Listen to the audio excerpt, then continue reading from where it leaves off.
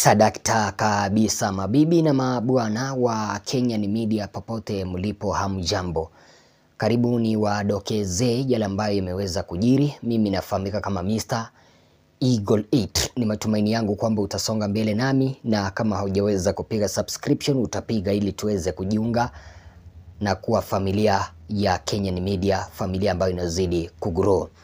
Mtazamaji, hapa nchini Kenya huenda tumetumia vyakula ambavyo ni vibaya kwa miili ya binadamu. Sasa hivi kuna skando ambayo imeweza kupata serikali ya Kenya Kwanza kwamba waliweza kununua mafuta ya kupikia, mafuta ambayo ni mabaya, ambayo hayapaswi kutumiwa na binadamu hapa nchini.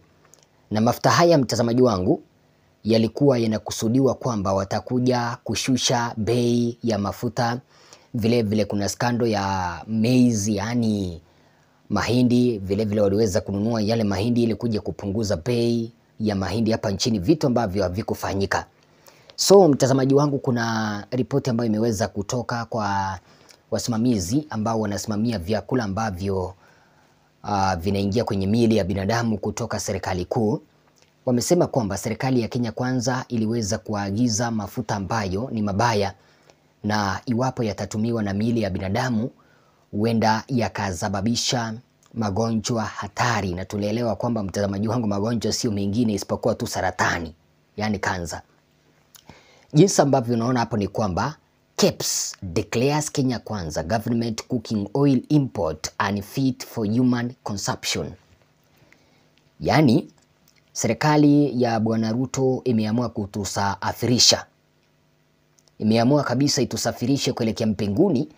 Na ile shakaola ambao mlikuwa mnasikia eti Mackenzie ndiye alikuwa anaongoza shakaola nyingine ndio hii.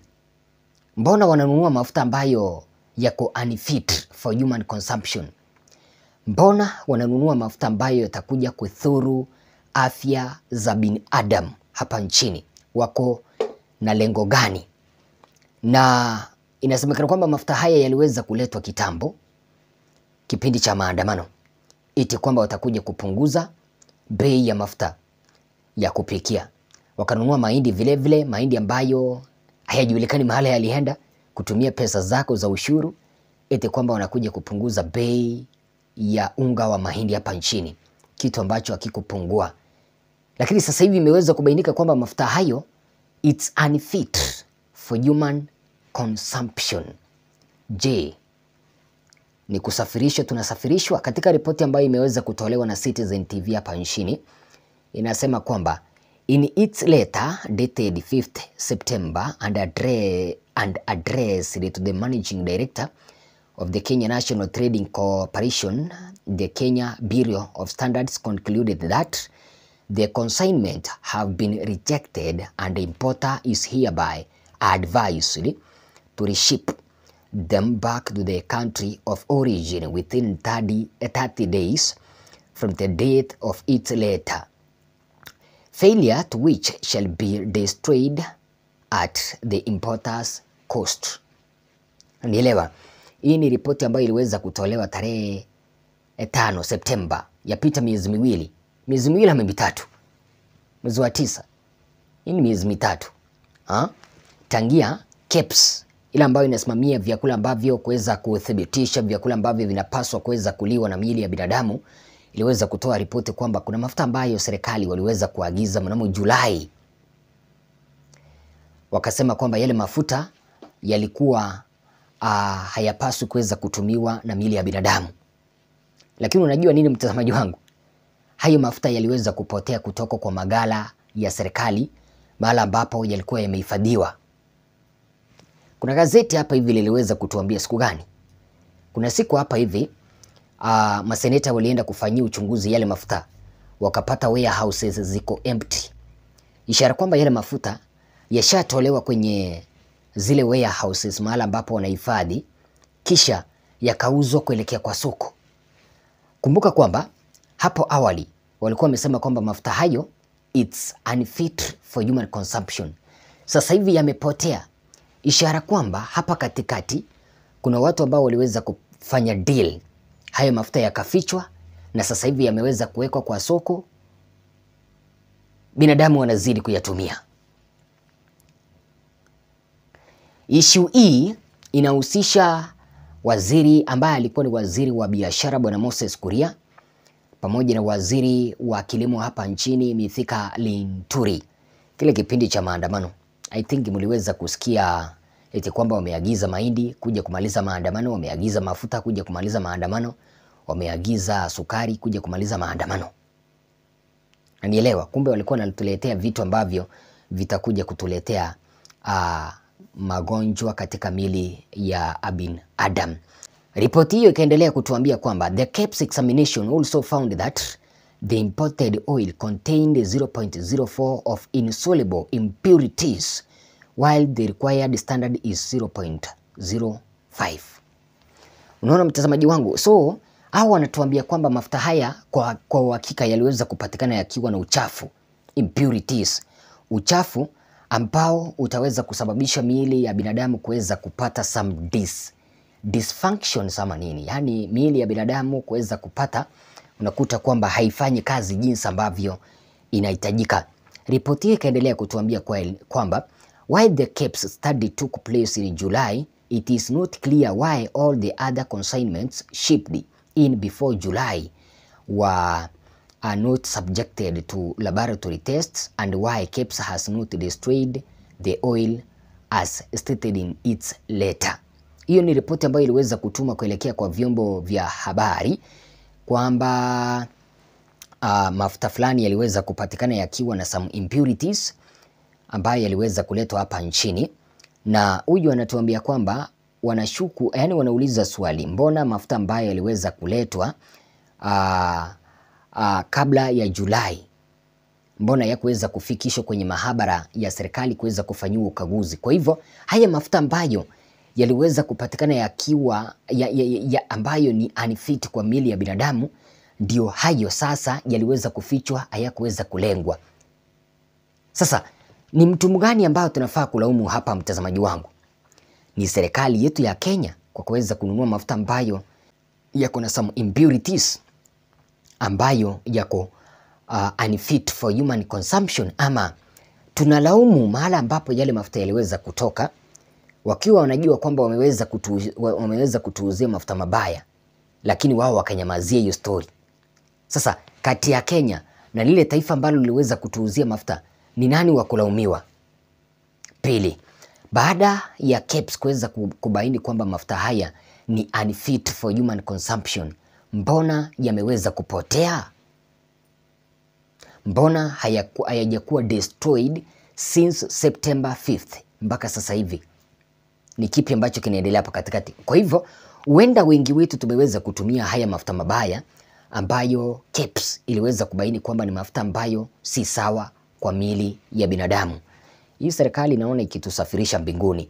Last week, the DCI and the EACC questioned the top KNTC officials. KNTC mtazamaji wangu inamaanisha kwamba Kenya National Trading Corporation officials after it emerged that companies owned by people with links to the government were single sourced to produce food and edible oil through Kenya National Trading Corporation and the Kenya Bureau of Standards. So mtazamaji wangu, tumeweza kugundua hapa jinsi ambavyo umeweza kusikia paragraph ya mwisho ni kwamba watu ambao waliweza kupewa kandarasi ya kusupply haya mafuta ya kupikia pamoja na mahindi pamoja na vyakula vingine kipindi kile ambapo tulikuwa na janga la jua hapa nchini, ni makampuni ambayo inasemekana kwamba yako na uhusiano na baadhi ya viongozi ambao wako kwenye serikali.